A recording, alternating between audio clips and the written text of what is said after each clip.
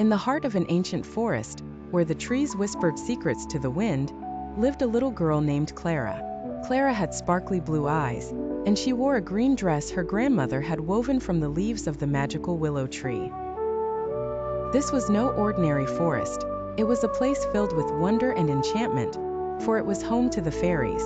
One sunny morning, as Clara wandered along her favorite flower-lined path, she heard a delightful tinkling sound.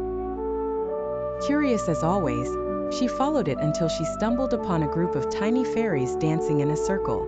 They had shimmering wings which glowed in all the colors of the rainbow. Their laughter was as melodic as the sweetest song. The leader of the fairies, a fairy named Faye, noticed Clara and fluttered over to her.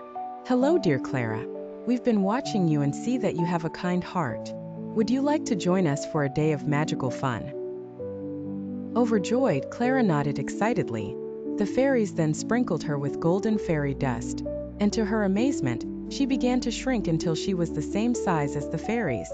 "Welcome to our world," said Faye. They took Clara on a wondrous journey. First, they flew to the top of the tallest trees where they harvested honeydew drops that tasted like sunshine. Next, they traveled to the crystal cave to collect glowing stones that sparkled brighter than stars. They even visited the Enchanted Pond, where the water was so clear that you could see right down to the golden fish that granted wishes.